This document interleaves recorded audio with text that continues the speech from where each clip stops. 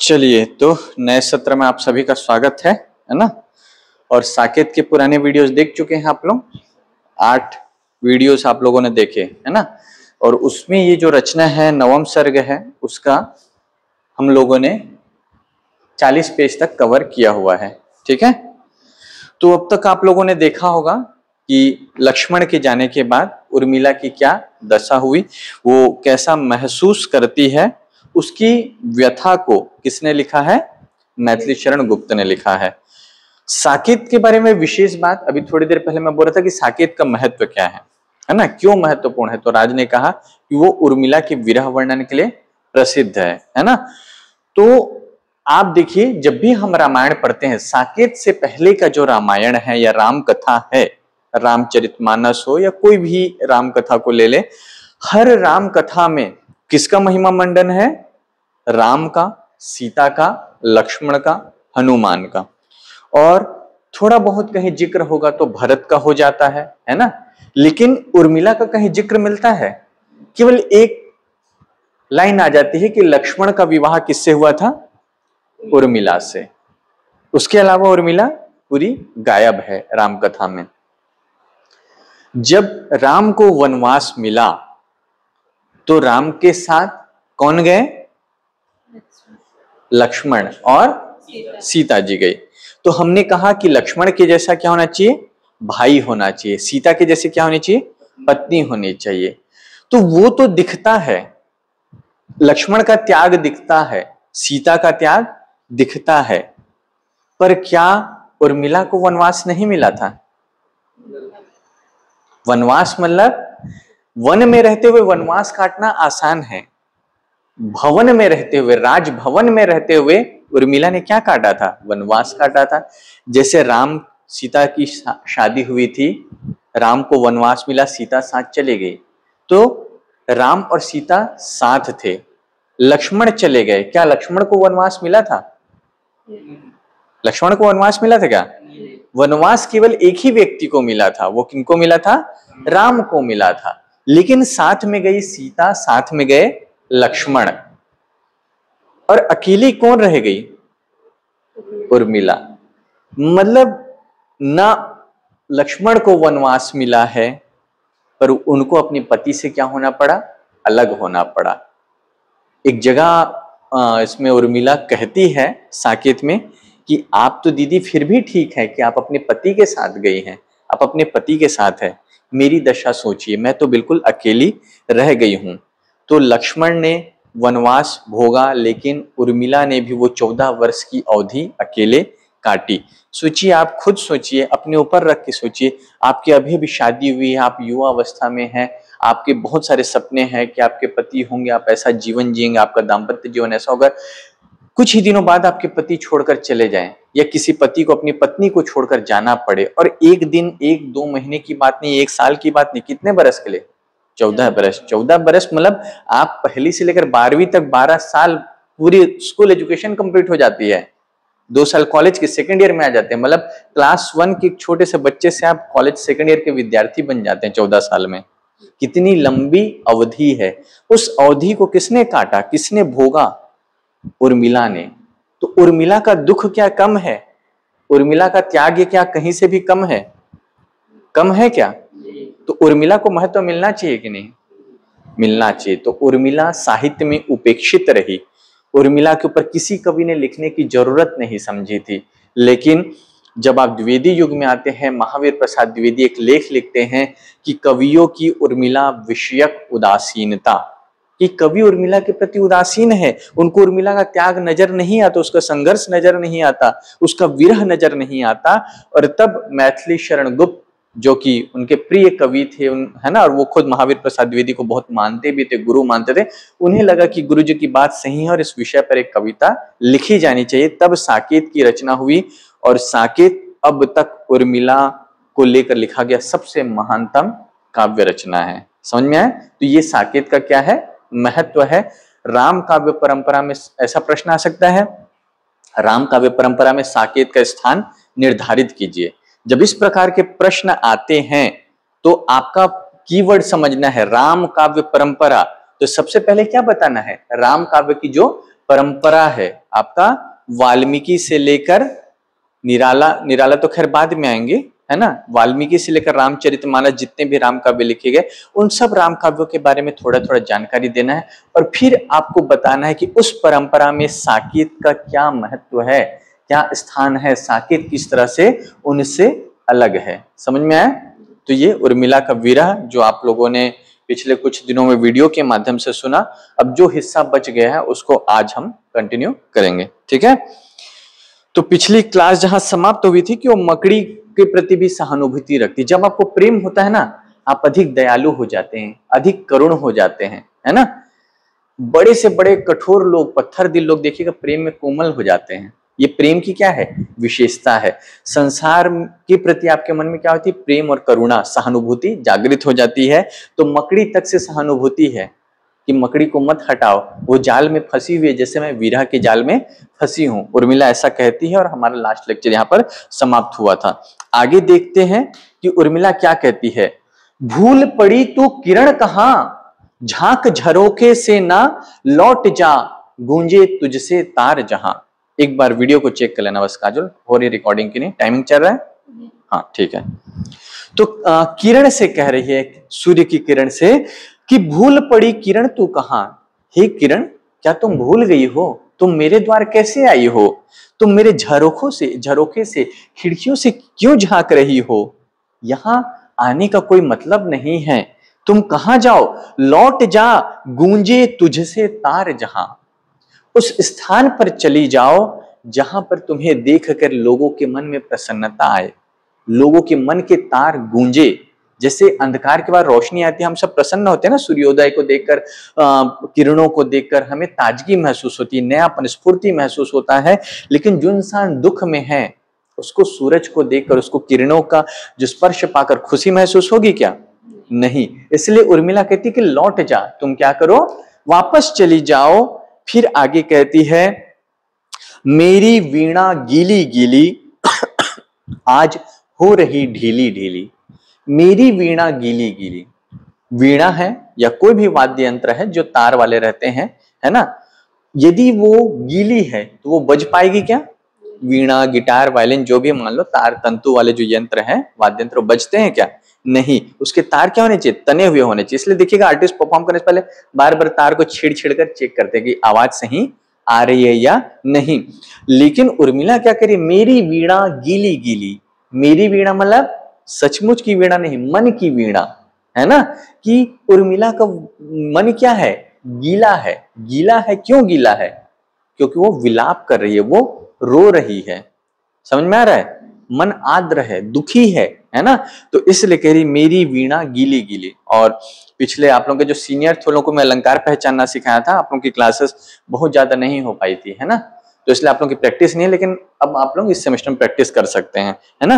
तो जब कोई शब्द 2 बार आएगा और अर्थ भी एक ही होगा, है ना, तो उसको कहते हैं पुनरुक्ति। 2 बार दोहरा रहा है, पुनरुक्ति, पुनरुक्ति, फिर से वही उक्ति कही जा रही है। तो वहां कौन सा अलंकार होगा? पुनरुक्ति प्रकाश अलंकार होगा। तो मेरी वीणा गीली गीली, गीली गीली में कौन सा अलंकार होगा? पुनरुक्ति। समझ में आया? फिर आगे देखिए, आज हो रही ढीली ढीली, मन ढीला हुआ है। वीणा गीली है और इसलिए वीणा क्या है? ढीली है। मतलब मन क्या है? सुस्त है, उदास है। जब आप उदास होते हैं तो शरीर में ऊर्जा रहती है क्या? जब आप प्रसन्न होते हैं, हंसते चहकते रहते हैं, उछलते रहते हैं, ऊर्जा का संचार होता है। लेकिन जब आप दुखी होते हैं, कोने में बैठे होते हैं, दुबके होते हैं, मन कुछ करने का करता है? नहीं करता। इसलिए वो कह रही है कि मेरी वीणा गीली गीली, मन की जो वीणा है वो गीली है, आर्द्र है और हो रही ढीली ढीली। लाल हरी तू पीली नीली, कोई राग ना रंग यहाँ, भूल पड़ी तू किरण कहाँ। कह रहे हैं कि तुमने तो कितने राग हैं, कितने रंग है, तुम लाल हो, पीली हो। सूर्य की किरण अलग अलग समय अलग अलग रंग की नजर आती है ना। जैसे सूर्योदय का जो सुबह का जो सूरज रहता है वो कैसा है? लाल, शाम का पीला ऐसा, या दिन का एकदम प्रकाश श्वेत में। तो वही कह रहे हैं कि लाल हरी तू पीली नीली, तुम भांति भांति के रंगों को धारण करती हो। सूर्य के प्रकाश में कितने रंग होते हैं? 7 रंग होते हैं ना। भले हमको एक दिखाई देता है लेकिन वास्तव में कितने रंगों का समूह है? 7 रंगों के। इसलिए वो कह रही कि लाल हरी तू पीली नीली। तो तुम में इतने रंग है और तुम किसके पास आई हो? उस उर्मिला के पास आई हो जिसमें ना कोई राग है ना जिसमें कोई रंग है। मतलब मन क्या है, बिल्कुल उर्मिला का उदास है और कहती है भूल पड़ी तू किरण कहाँ। मुझे ऐसा लगता है कि किरण तुम गलत ठिकाने पर, गलत पते पर पहुंच गई हो।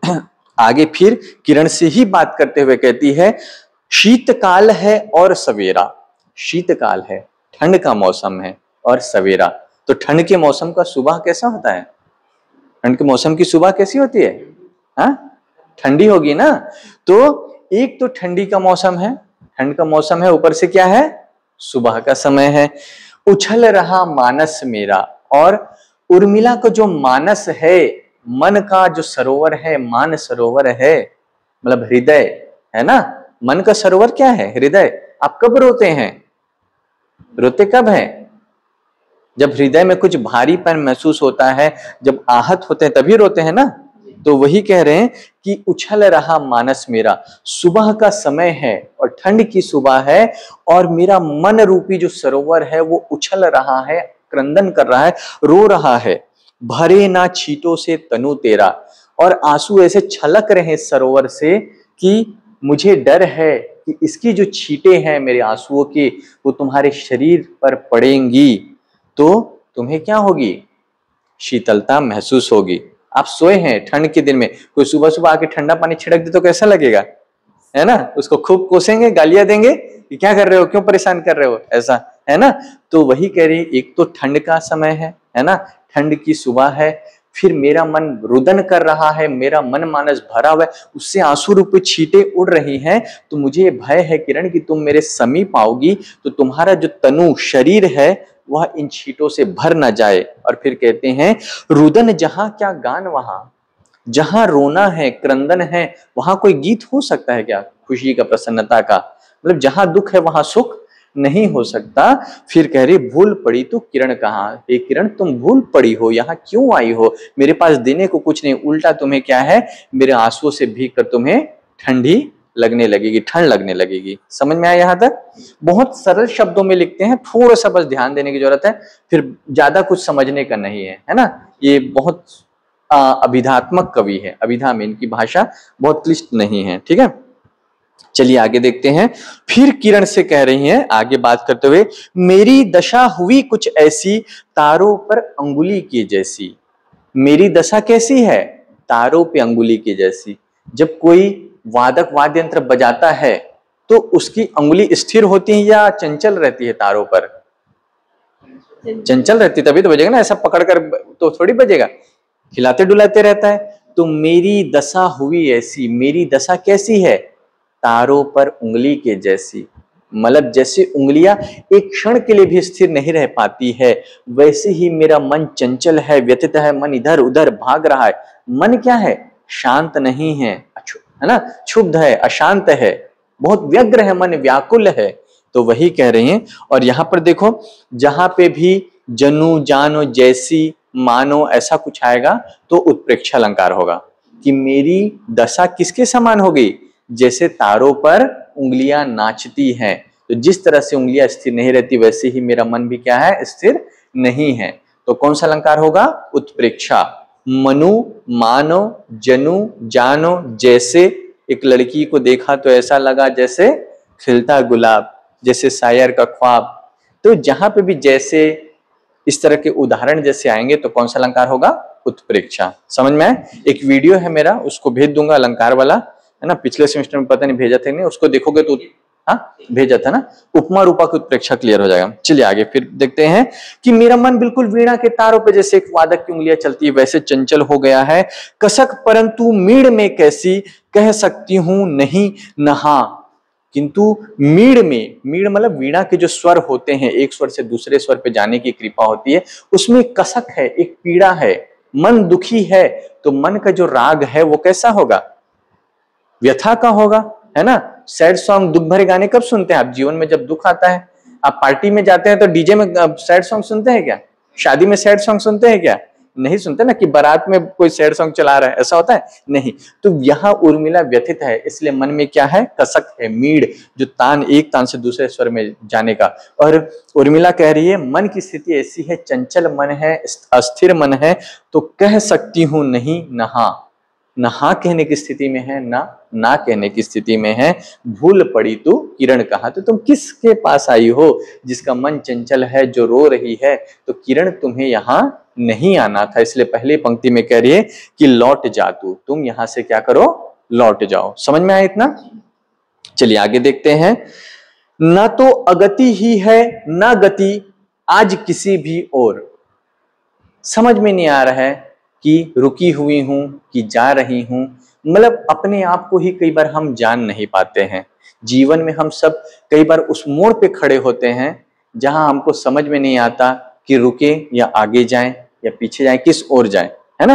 किसी भी क्षेत्र में हो सकता है, करियर के क्षेत्र में कि हिंदी लेकर पढ़ना चाहिए कि नहीं, नेट की तैयारी करना चाहिए या नहीं, या कोई भी संबंध कि कुछ कई बार ऐसा होता है किसी रिश्ते में होते हैं हम और हमको समझ में नहीं आता कि इस रिश्ते को समय दिया जाए, ठीक हो जाएगा, या इस रिश्ते से निकला जाए, ऐसी स्थिति आती है। तो उर्मिला की मन की स्थिति ऐसी है कि ना तो अगति ना गति, न मन गति कर रहा है ना अगति, रुका भी हुआ नहीं है मन, है ना। मतलब मन बार बार लक्ष्मण को पुकारता है, कभी मन कहता है कि शांत होकर ध्यान धरो, प्रतीक्षा करो, लेकिन आज किसी भी और उसके मन की गति ठीक नहीं हो रही है। इस जीवन के झाड़ में रही एक झकझोर, और कह रहे हैं कि जीवन के झाड़ में जैसे हवाएं चलती है तो पत्तियां क्या होती है, चलती है, उड़ती है, बहती है, लेकिन क्या उनकी कोई एक निश्चित दिशा होती है? हवा इधर चली तो पत्तियां इधर उड़ कर चले गई, कभी इधर आ गई, है ना। ऐसे ही वो जीवन का झाड़, जीवन को जो तकलीफ है, विरह रूपी हवा है, उसको क्या करी, झकझोर रही है, बार बार व्यथित कर रही है। और वो पत्तियों को कह रही है, पाऊं मैं तुम्हें आज, तुम मुझको पाओ, ले लूं अंचल पसार, पीत पत्र आओ।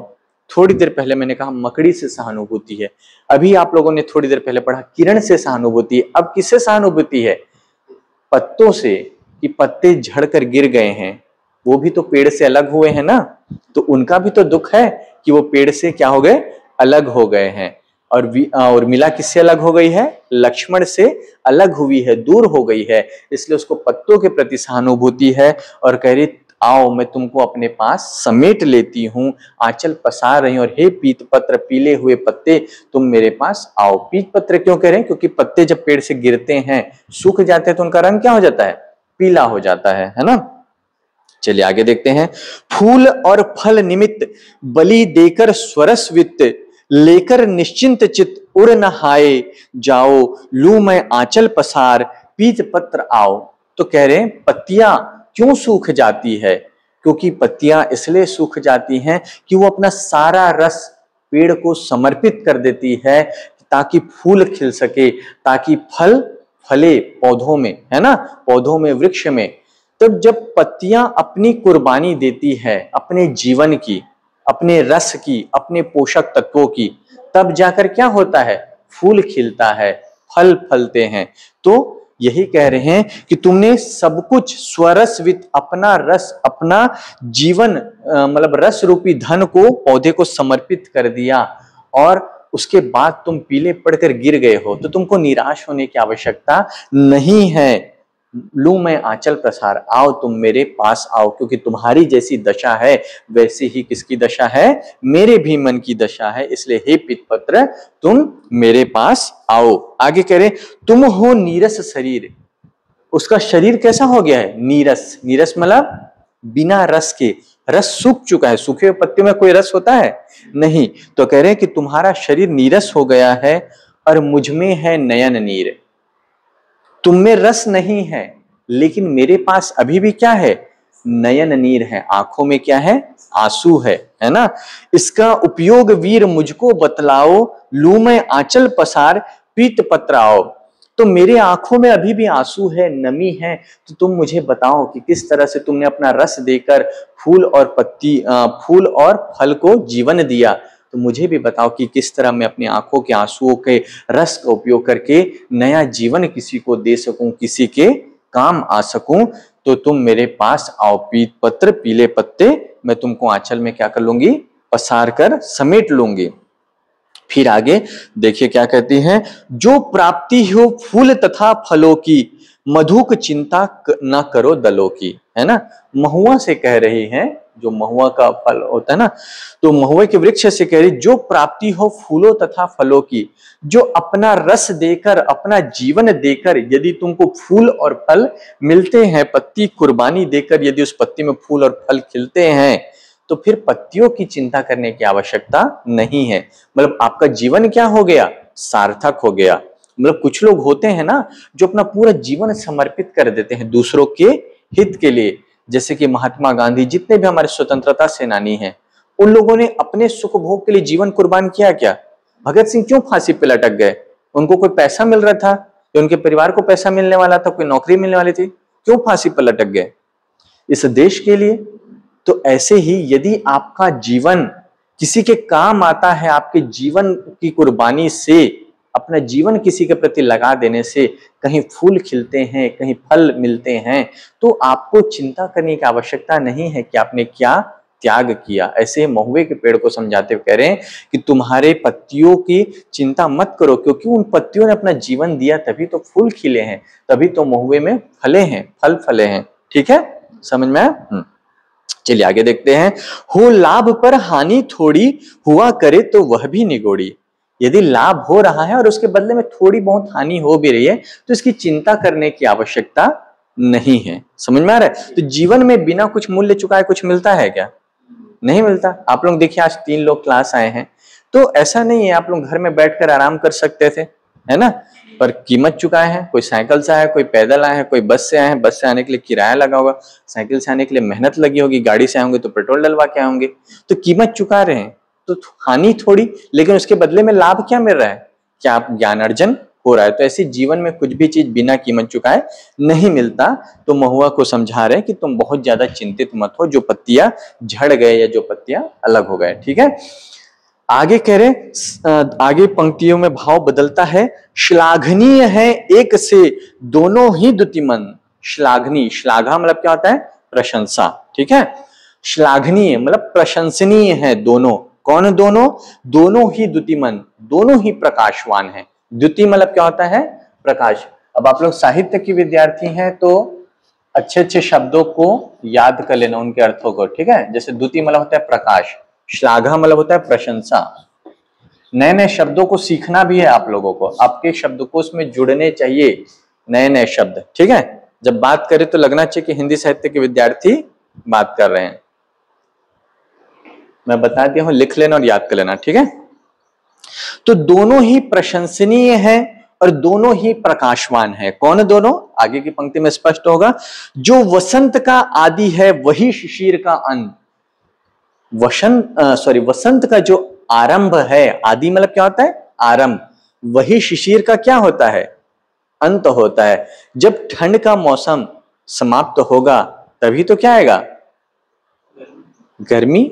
ठंड के बाद सीधे गर्मी आती है, बसंत ना। तो ठंड समाप्त होगी तभी तो क्या आएगा? बसंत आएगा। तो कुछ समाप्त होता है तो फिर आपको दुखी होने की आवश्यकता नहीं है, है ना। अंग्रेजी में कहावत है, if winter comes can spring be far away. यदि ठंड आई है तो परेशान मत हो कि ठंड आ गई, बहुत परेशानी हो रही, बहुत ठंडी लग रही है। इसके बाद स्प्रिंग भी आएगा, बसंत का मौसम भी आएगा। और एक जो फेमस कोट है संस्कृत में, क्या है? अंतः अस्ति आरंभ, अंत ही आरंभ है। शिव सती से कहते हैं कि अंत ही आरंभ है सती। ठीक है, अभी जो असुर वेब सीरीज पॉपुलर हुआ था उसमें ये डायलॉग बहुत फेमस हुआ था, अंतः अस्ति आरंभ। अंत ही क्या है? आरंभ है। तो जब जीवन में किसी चीज का अंत होता है, जब आपका स्कूल लाइफ अंत हुआ होगा, 12वीं का फेयरवेल में बहुत उदास होंगे, दोस्तों से बिछड़ जाएंगे, ये वो, है ना। आपके दोस्त जिनके साथ, कई लोग तो पहले से 12वीं तक एक ही स्कूल में पढ़ते हैं ना, उनको कितना दुख हुआ होगा कि ये सब अलग हो जाएंगे, ये वो, है ना। लेकिन फिर नया आरंभ हुआ, नया जीवन आरंभ हुआ कॉलेज में। जब कॉलेज का जीवन अंत होगा फिर आपको दुख होगा, पर फिर से नया जीवन आरंभ होगा कि नहीं। तो जब भी कुछ अंत होता है तो वहां पर कुछ ना कुछ क्या होता है? आरंभ होता है। तो इसलिए कहते हैं कि दोनों प्रशंसनीय हैं, अंत भी प्रशंसनीय है और आरंभ भी। दोनों द्युतिमन है, दोनों प्रकाशवान है, मतलब दोनों की अपनी गरिमा है, दोनों की अपनी क्या है? आभा है। समझ में आ रहा है? देखिए जीवन के बारे में भी बहुत कुछ सीखने मिलता है ना इन पंक्तियों से, कि जीवन में जब कुछ समाप्त हो, है ना। एक बहुत पहले मैंने एक एड देखा था, मुझे बहुत अच्छा लगा था। उसमें एक बच्ची रहती, मतलब टीनेजर या समझ लिए कॉलेज गर्ल रहती है, उसका ब्रेकअप हो जाता है, बहुत उदास रहती है ना। तो उसमें उसकी दादी बोलती है, एंड में उस एड के कोई एडवर्टीजमेंट था, फिर वो कहती है क्या हो गया दिल टूट गया तो, जब तक दिल टूटेगा नहीं तब तक कोई जोड़ेगा कैसे, है ना। तो आपका दिल टूटेगा तभी तो कोई जोड़ने वाला आएगा जीवन में, और वो जो जोड़ने वाला है वो ज्यादा महत्वपूर्ण होगा, क्योंकि उसने टूटे हुए दिल को क्या है, जोड़ा है। मतलब हर चीज का एक क्या है, महत्व है। जीवन का जितना महत्व है उतना ही महत्व क्या है, मृत्यु का भी है कि नहीं। सोचिए यदि मृत्यु ना हो, हम लोग अभी जनसंख्या वृद्धि चिल्ला रहे हैं, मृत्यु ना हो तो रहने की जगह बचेगी क्या? लोग बूढ़े नहीं होंगे तो जगह बचेगी? नहीं बचेगी। संसाधनों का अभाव, लड़ाई झगड़े, इसलिए जीवन में जितनी गरिमा है उतनी ही गरिमा किसमें है, मृत्यु में भी। तो वही कह रहे हैं, जो वसंत का आदि है वही शिशिर का क्या है, अंत है। उसके बाद देखते हैं आगे, ज्वलित जीवन धूम की धूप है, भुवन तो मन के अनुरूप है। कह रहे हैं कि ज्वलित जीवन, वह जीवन जो ज्वलित हो, जल रहा हो। किससे जल रहा है उर्मिला का जीवन? विरह से, है ना। तो उर्मिला का जीवन विरह से जल रहा है, और स्थिति यह है कि धूम है कि धूप है। जब कोई चीज जलती है तो क्या क्या निकलता है, धुआं, है ना।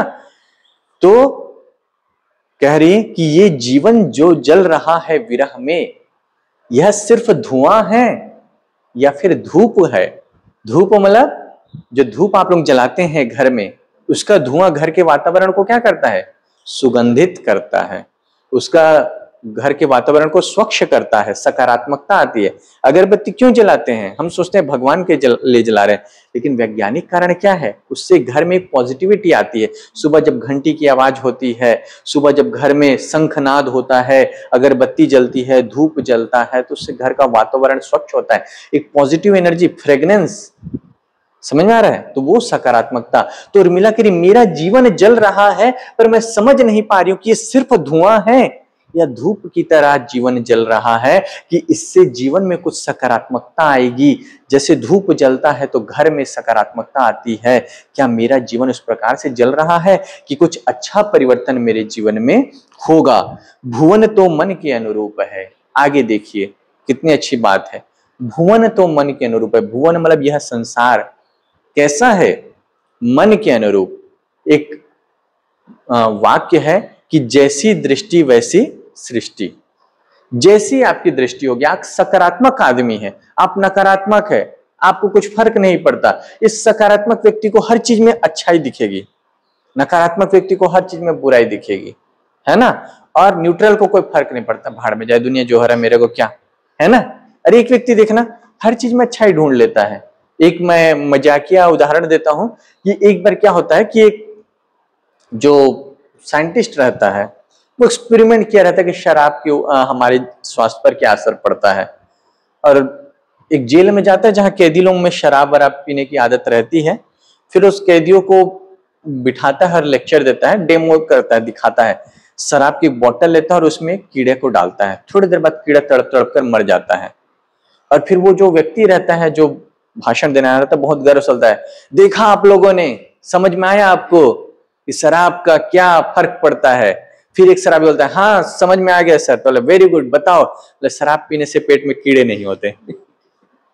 तो वो क्या है, नकारात्मकता। वो क्या दिखाना चाह रहा है कि शराब कैसे कीड़े को मार दिया, तो हमारे शरीर का भी वही हाल होता है। तो आप क्या देखना चाहते हैं, आपकी दृष्टि है ना जैसी है वैसे आपका क्या होगा, संसार होगा। आप उदास व्यक्ति हैं, आपके आसपास वैसे दोस्त बन जाएंगे जो खाली उदासी वाले, यार देश में बहुत बेरोजगारी है, कितना भी पढ़ ले नौकरी नहीं लगेगा। एक बोला नहीं यार नौकरी तो बहुत है, हम लोग में स्किल की कमी है, उसको देख पान ठेला वाला कमा रहा है, हमको भी कोई स्किल आएगा तो हम भी कमा लेंगे। समझ में आ रहा है? तो एक ही सिचुएशन है देश में अभी, लेकिन हर युवा की मानसिकता अलग है। कोई युवा कह रहा है देश में भ्रष्टाचार, कोई युवा कह रहा है पढ़ने पर नौकरी नहीं लगेगी, कोई युवा कह रहा है इतनी नौकरियां खाली रह जा रही है, लोग नहीं मिल रहे हैं। है ना। तो वही कह रहे हैं कि भुवन तो मन के अनुरूप है, हमारा संसार वैसा ही होगा जैसा हमारा मन होगा, वैसे आपकी दुनिया होगी। आपकी दुनिया कुछ नहीं है, आपके विचारों का प्रतिबिंब है। आप अपने सर्कल देख लीजिएगा, एक व्यक्ति जो खुश मिजाज है उसके दोस्त खुश मिजाज होंगे, एक व्यक्ति जो पार्टी लवर है उसके दोस्त पार्टी करने वाले होंगे, एक व्यक्ति जो पीने का शौकीन है उसके दोस्त पीने वाले होंगे, एक व्यक्ति क्रिकेट खेलने का शौकीन है उसके दोस्त सब क्रिकेट खेलने वाले होंगे। होता है, पढ़ने वाले के दोस्त पढ़ने वाले बन जाते हैं, गाने सिंगर है उसके दोस्त सिंगर वाले बन जाएंगे, क्योंकि एक एनर्जी वाइब, जैसा आप वाइब यूनिवर्स को भेजते हैं वैसे लोग आपको मिलने लगते हैं। तो भुवन तो मन के अनुरूप है। आपकी दुनिया में कुछ बुरा चल रहा है तो अपने आप को थोड़ा बदलने की कोशिश कीजिए, ठीक है। चलिए ठीक है, आगे देखते हैं। हसित कुंद रहे कवि का कहा, सखी मुझे वह दांत दिखा रहा। जो कुंद की कली है ना, कोई फूल होगा जिसकी कली खिली हुई है, तो कवि कह रहा है, ऐसा लग रहा है वो जो फूल है वो क्या कह रहा है, हंस रहा है, मुस्कुरा रहा है। लेकिन उर्मिला क्या है, अभी दुखी है। तो कह रही कि कवि को लग रहा है कि वो हंस रहा है और मुझे लग रहा है कि वो मुझे दांत दिखा रहा है, मुझे चिढ़ा रहा है ना। एक और उदाहरण देता हूं, मुझे पसंद है उदाहरण, कई क्लास में मैं दिया हूं कि एक बार क्या होता है, हनुमान जी के बारे में हम मानते हैं कि हनुमान जी क्या है, अमर है, संसार में अभी भी है और विचरण करते रहते हैं। तो एक जगह राम कथा होते रहती है ना, और हनुमान जी वेश बदलकर सुनते रहते हैं उस कथा को। तो जो कथावाचक है ऋषि मुनि वो बताते हैं कि हनुमान जी जब अशोक वाटिका में गए तो अशोक वाटिका में जिस वृक्ष के नीचे माता सीता बैठी हुई थी, सुंदर सुंदर सफेद फूल खिले हुए थे। तो एक जो दर्शक है वो टोकता है, नहीं नहीं आपको पता नहीं है, वो फूल सफेद नहीं थे, वो लाल थे। फिर मुनि, नहीं नहीं आपको नहीं पता है, फूल क्या थे, सफेद ही थे। नहीं, वो फूल लाल थे। बहुत वाद विवाद होता है, फिर वो मुनि कहते तुमको कैसे पता कि लाल थे करके। फिर हनुमान जी वेश बदले हुए रहते हैं, वो अपना असली रूप दिखाते, बोलते मैं ही तो हनुमान हूं, मैं ही तो वहां गया था, मुझे नहीं पता होगा क्या कि सफेद थे कि लाल थे। फिर भी ऋषि मुनि कहते हैं कि फूल क्या थे, सफेद थे। फिर हनुमान जी कहते हैं मैं खुद कह रहा हूं फिर भी आप नहीं मान रहे हो। फिर नारद मुनि को बुलाया जाता है, देवर्षि को, और कहते हैं कि देवर्षि आप बताइए, आप तो सब जगह घूमते रहते हैं, अशोक वाटिका के जो फूल है उसका रंग सफेद था या लाल था। नारद जी कहते हैं हनुमान जी को, प्रभु क्षमा, लेकिन फूल तो क्या थे, सफेद थे। हनुमान जी कहते हैं फिर मुझे क्यों लाल नजर आए। तो कहते हैं आप इतने क्रुद्ध थे माता सीता को इस हालत में देखकर कि आपकी आंखों से ज्वाला बरस रही थी, आपकी आंख क्रोध में लाल थे, और इसलिए उसको आपको सफेद फूल भी कैसे नजर आ रहे थे, लाल नजर आ रहे थे। जैसी दृष्टि वैसी सृष्टि। जब आप उदास रहेंगे संसार आपको उदास लगेगा, जब आप प्रसन्न रहेंगे पूरे संसार आपको प्रसन्न लगेगा, है ना। जब आप खुश रहेंगे तो आपको लगेगा चिड़िया गा रहे हैं, है ना, और जब आप उदास रहेंगे यार क्या ची ची कर रहे हैं, यही रहता है ना मन की स्थिति, ठीक है। तो वही है कि कवि को लग रहा है कि कुंद की कली मुस्कुरा रही है और उर्मिला को लग रहा है कि उसको चिढ़ा रही है, ठीक है। चलिए आगे देखते हैं। हाय अर्थ की उष्णता किसे किसे देगी किसे न ताप, धनज दिशा में तप उठे आतप पति भी आप। अब ये मौसम फिर से बदल रहा है, छोटे छोटे संकेतों को पकड़ना सीखो। आप लोग साहित्यिक विद्यार्थी हैं, आपको सीधे नहीं बोलेगा, कवि ये नहीं कहेगा कि भाई गर्मी का मौसम आ गया, मई चल रहा है, जून चल रहा है ना। कवि ये नहीं कहेगा बसंत आ गया, कवि कहेगा फूल खिलने लगे, मंद मंद पवन चलने लगे। आपको समझना है, संकेतों को पकड़ना है ना। कवि कहेगा कि जमी आग उगलने लगी है, आपको समझना पड़ेगा कि ग्रीष्म ऋतु आ गई है। तो इस तरह से कह रहे अर्थ की उष्णता देगी किसे न ताप, पैसे की गर्मी किसको ताप नहीं देती है, किसको घमंड नहीं आता है जब पैसे आ जाते हैं, है ना। तो पैसे की गर्मी अच्छे अच्छों के सर पर चढ़कर बोलती है।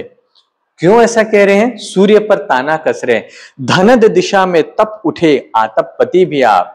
हे सूर्य देव कि जो पैसा है वो तो अच्छे अच्छों को घमंड में ला देता है, अच्छे अच्छों को पैसे का क्या हो जाता है, घमंड हो जाता है। फिर आप धनद दिशा मतलब दक्षिणायन से उत्तरायण, उत्तर की ओर जा रहे हैं, और उत्तर में कौन रहते हैं, धनद, धन के स्वामी, धन के देवता किसको माना गया है, हाँ कुबेर। हाँ, और कुबेर की जो नगरी है, राजधानी है, अलकापुरी है, वो किधर है, उत्तराखंड, उत्तर भारत की ओर, जो हिमाचल प्रदेश का क्षेत्र है, उधर कहीं अलकापुरी का निवास स्थान माना गया है, अलकापुरी माना गया है। तो कह रहे हैं कि आप अभी दक्षिण में थे, है ना, लेकिन अब आप किसकी ओर आ रहे हैं, कुबेर की नगरी की ओर आ रहे हैं, पैसे की नगरी की ओर आ रहे हैं, धन की। तो जब धन की नगरी में आएंगे तो गर्मी तो बढ़ेगी ही, है ना। ये देखिए कवि के कहने का तरीका है। वास्तव में गर्मी इसलिए बढ़ती है क्योंकि वो अलकापुरी की ओर आ रहे हैं, पैसे की गर्मी। सूरज को पैसे से कोई मतलब है? धन से मतलब है क्या सूरज को? नहीं ना। लेकिन ये कवि की कल्पना है कि जैसे पैसा आने से सबकी गर्मी बढ़ जाती है, वैसे सूरज भी दक्षिण से उत्तर की ओर आ रहा है, मतलब कुबेर की नगरी की ओर आ रहा है, तो उसमें क्या बढ़ गई है? गर्मी बढ़ गई है। समझ में आया आप लोग को? ठीक, थोड़ा सांकेतिक है, समझना है तो इसको ऐसा कह रहे हैं आतपपति। यहां आतपपति जो शब्द है वो सूरज के लिए है ना। तप का पति स्वामी कौन है? सूरज है ना। तो आतपपति मतलब सूरज हो जाएगा, और धनद दिशा मतलब कुबेर की दिशा। ठीक है, काजल एक बार फिर देखो बेटा वीडियो।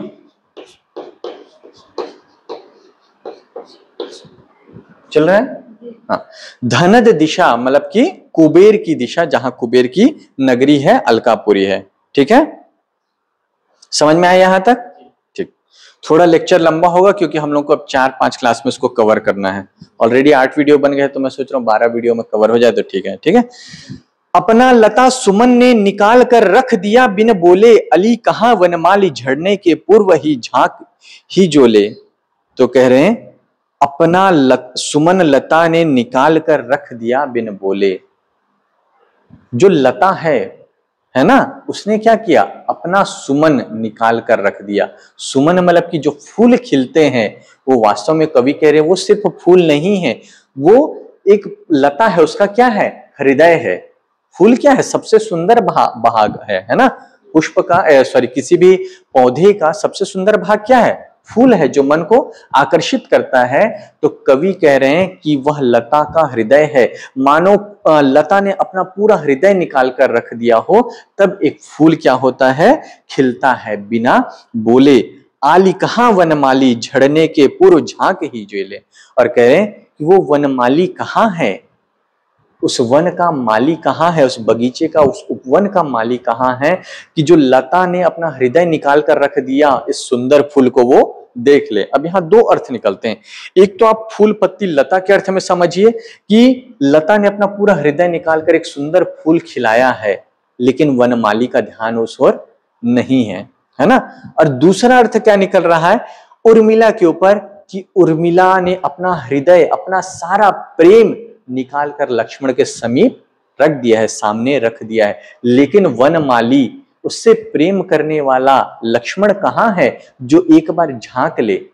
मतलब आप किसी से प्रेम करते हैं तो आप चाहते हैं ना कि वो आपकी ओर एक बार देख ले। गाना है ना कि घूंघट की आड़ से दिल भर का, है ना, जब तक ना मिले नजरों से नजर, क्या है? दीदार अधूरा रहता है। तो जो प्रेमी है या प्रेमिका है, उसको अपने प्रेमी या प्रेमिका की क्या चाहिए रहती है? प्रशंसा चाहिए रहती है।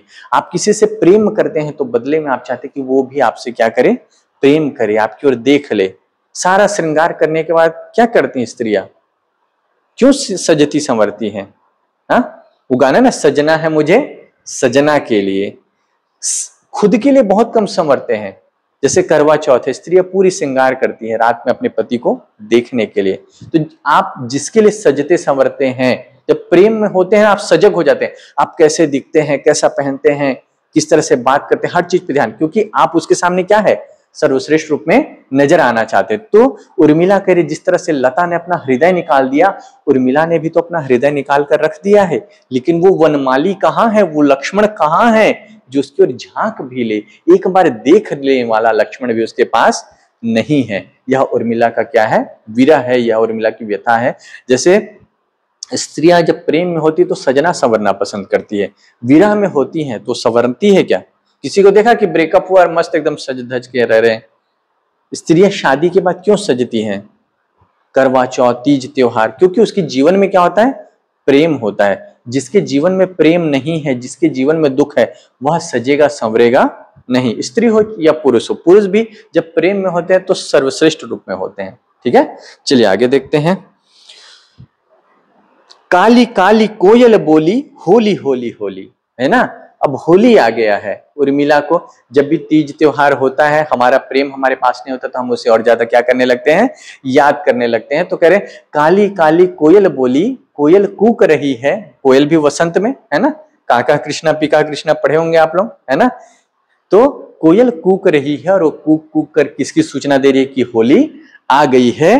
तो कह रहे हंसकर लाल होठों पर, हंसकर लाल लाल होठों पर हरियाली हिल डोली। और देखिए होली होली होली, इसमें कौन सा अलंकार आएगा, पुनरुक्ति प्रकाश, ठीक है।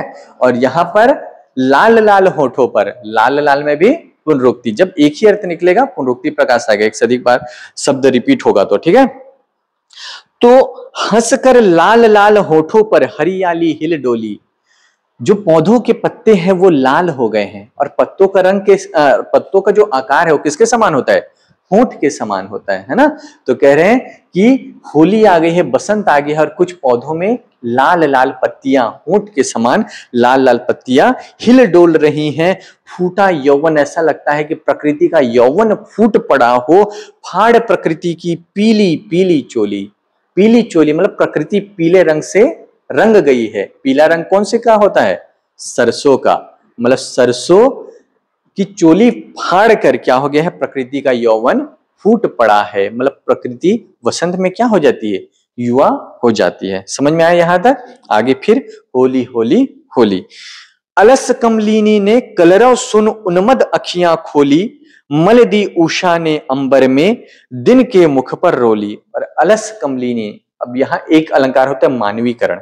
जब प्रकृति का चित्रण इस तरह से किया जाए जैसा मानव हो वह, है ना, जैसे अलस कमलिनी ने, जैसे मनुष्य उठता है तो वो क्या होता है, थोड़ा अलसाता है, अंगड़ाई लेता है।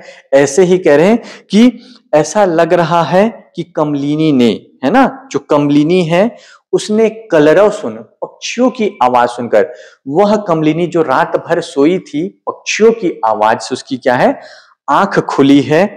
सुन उन्मद अखियां खोली, नींद से भरी हुई, उन्माद से भरी हुई आंखों को कमलिनी ने खोली है। जब आप तालाब में, आप सब ग्रामीण क्षेत्र के बच्चे हैं तो आप देखे होंगे कि एकदम सुबह सुबह जाएंगे तो कमल के जो पुष्प खिले नहीं रहते, बंद रहते हैं, लेकिन जैसे सूरज की रोशनी पड़ती है वो खिलने लगते हैं। तो यहाँ प्रकृति का मानवीकरण करते हुए कह रहे हैं कि ऐसा लग रहा है कि चिड़ियों की आवाज सुनकर उन्मद कमलिनी ने आंखें खोली है, वो भी कैसी, अलसाई हुई आलस्यमय आंखें। मल दी उषा ने अंबर में, उषा ने अंबर में, उषा मतलब क्या होता है, सुबह, है ना। तो सुबह ने क्या किया, अंबर में क्या मल दिया, दिन के मुख पर रोली। ऐसा लग रहा है जब सुबह होता है तो आसमान का रंग कैसा होता है, पीला और थोड़ा लाल होता है। तो ऐसा लग रहा है कि सुबह ने, सुबह रूपी प्रेमी ने अपनी अंबर रूपी प्रेमिका के गाल पर लाल रंग को मल दिया है ना। कितनी सुंदर कल्पना है। मैं वही कह रहा हूं, साहित्य में सीधे नहीं कहते हैं। एक टपोरी क्या कहता है, सुबह हो गई मामू, लेकिन देखिए कवि क्या कह रहे, अलस कमलिनी ने सुन कलरव उन्मद अखियां खोली। आप बताइए, आप साहित्य क्यों पढ़ते हैं, साहित्य क्यों विशेष है। बोले हम नहीं बोलते गुड मॉर्निंग सुबह हो गई, हम कहते हैं अलस कमलिनी ने सुन कलरव उन्मद अखियां खोली। और क्या है ये लाइन, मल दी उषा ने, उषा मतलब सुबह ने क्या किया, मल दिया अंबर में, गालों पे जैसे रंग पोत देते हैं ऐसे किसी ने अंबर में लाल रंग पोत दिया है, मल दिया है। होली होली होली, होली आ गई। जैसे प्रेमी प्रेमिका के गाल पर रंग लगाते हैं, ऐसे उषा ने अंबर के गाल पर लाल रंग पोत दिया है, ठीक है। फिर रागी फूलों ने पराग से भर ली अपनी झोली, जो फूलों ने पराग से भर ली, फूलों में पराग कण भर गए हैं, है ना, अपनी झोली भर ली फूलों ने पराग से, मतलब फूलों में क्या आ गए, पराग आ गए हैं, पुष्पों में पराग कण आ गए हैं। और ओस ने केसर उनके स्फुट संपुट में घोली। और ओस ने क्या किया, जब ओस की बूंदे पड़ती है तो ऐसा लग रहा है कि उसने क्या किया, केसर घोल दिया उन खुली हुई पंखुड़ियों में। होली होली होली, ठीक है। तो बार बार क्या कह रहे हैं, ये सब संकेत है वसंत के मौसम में, फागुन के मौसम में जो प्रकृति में परिवर्तन होता है। जैसे सरसों के फूल खिलते हैं तो प्रकृति पूरे पीले रंग से क्या है, रंग जाती है। सुबह का जो आसमान होता है वो लाल रंग से रंग जाता है, और फूलों में पराग कण आ जाते हैं। ओस की बूंदे ऐसा लगता है जैसे केसर घोल दिए खुली हुई पंखुड़ियों में। फिर से कह रहे हैं होली होली होली। फिर आगे देखते हैं, ऋतु ने रवि शशि के पड़लों पर तुल्य प्रकृति निज तोली। और फिर यहां पर देखिए, कवि को हिंदी का ही ज्ञान नहीं होना चाहिए, उसको मौसम का, भाषा का, दिशा का ज्ञान, विज्ञान, भूगोल सबका ज्ञान होना चाहिए। वो उसकी कविता में झलकता है। कह रहे ऋतु ने, वो जो वसंत ऋतु होता है, ऐसा लगता है रवि शशि के पड़लों पर। एक पड़ला में रवि है, रवि मतलब सूरज, और दूसरे में कौन है? चांद, और दोनों बराबर है। चांद और सूरज दोनों बराबर है, इसका मतलब क्या होगा कि ठंडी और गर्मी दोनों क्या होती है? एक समान। बसंत क्यों अच्छा लगता है आपको? पंखा चलाने की जरूरत नहीं, फिर भी गर्मी नहीं लग रही है, ठंडी भी बहुत नहीं लग रही है। ऐसा मौसम कैसा लगता है? सुहावना। मतलब रवि और शशि दोनों क्या है? एक संतुलन में है। समझ में आ रहा है? तो ये संतुलन किसने स्थापित किया? ऋतु ने, प्रकृति ने। तो कह रहे हैं ऐसा लग रहा है जैसे ऋतु ने रवि और शशि को एक तराजू पर रखकर बराबर क्या कर दिया है? तोल दिया है। और सिहर उठी सहसा क्यों मेरी भुवन भावना बोली। और जब मौसम सुहावना होता है तो उर्मिला कह रही, इतने सुहावने मौसम में अपने पति की, अपने प्रीतम की याद आना स्वाभाविक है, तो मेरा मन क्यों सिहर उठा पति की, प्रेमी की याद से। मुझे लौकिक सुख भोग की आकांक्षा होने लगी, मुझे अपने पति की निकटता या सामिप्य की आवश्यकता महसूस होने लगी। फिर वही पद होली होली होली, इसका कुछ विशेष अर्थ नहीं है, वो राइमिंग के लिए, तुक बंदी के लिए यहाँ पर उपयोग किया है ना। गूंज उठी खिलती कलियों पर उड़ अलियों की टोली। और जो कली खिल रही है उस पर जो अली है, भौरों की टोली है, वो उस पर क्या है? गूंज उठी, मतलब उसके आसपास मंडराने लगी। प्रिय की श्वास सुरभि दक्षिण से आती है अनमोली। और कह रहे हैं कि जब बसंत में ये सब इतना मादक वातावरण हो रहा है, फूल खिल रहे हैं, परागकण आ रहे हैं, भंवरे फूलों के आसपास मंडरा रहे हैं, तो मुझे ऐसा लगता है दक्षिण से जो हवा आ रही है, मलयानिल, मलय गिरी से जो हवाएं चल रही है, मुझे ऐसा लगता है कि दक्षिण से मेरे प्रिय क्या ले रहे हैं? श्वास ले रहे हैं, उनकी श्वास छोड़ रहे हैं, उनके श्वास की खुशबू इधर आ रही है। दक्षिण से क्यों कह रहे हैं? क्योंकि लक्ष्मण कहाँ गए हैं? वनवास लेकर दक्षिण की ओर प्रस्थान किए हैं। इसलिए जब दक्षिण से हवा आती है तो उनको कैसा लगता है? जैसे उनके प्रेमी या उनके पति लक्ष्मण ने उन्हें याद किया है। समझ में आया? जब आप प्रेम में होते हैं ना तो आपको हवाएं भी ऐसी लगती हैं। इसलिए तो कालिदास प्रेम में मेघदूत लिखते हैं ना, बादल जा रहे हैं और क्या कह रहे हैं कि तुम मेरी प्रेमिका को संदेश देना यक्षिणी से। सुना होगा ना गाना, कबूतर जा जा पहले प्यार की चिट्ठी साजन को दिया। कबूतर से भी प्यार की बातें कर रहे। प्रेम में इंसान अनूठा हो जाता है ना। तो यही है कि प्रिय की श्वास सुरभि दक्षिण से आती। जब दक्षिण से हवाएं चल रही हैं तो ऐसा लग रहा है जैसे प्रिय की, लक्ष्मण की श्वास की खुशबू आ रही है। होली होली होली। आज यहीं तक समाप्त करते हैं, क्योंकि पहला दिन है तो मैं नहीं चाहता बहुत लंबा हो जाए, फिर आगे कंटिन्यू करेंगे। हो सकता है 4 वीडियो की जगह 5 वीडियो बने, लेकिन वहीं तक पढ़ेंगे जहां तक आप लोगों को समझ में आए, आपकी कैपेसिटी रहे। ठीक है? समझ में आया? यहां तक अच्छा लग रहा है? ठीक, इसको फिर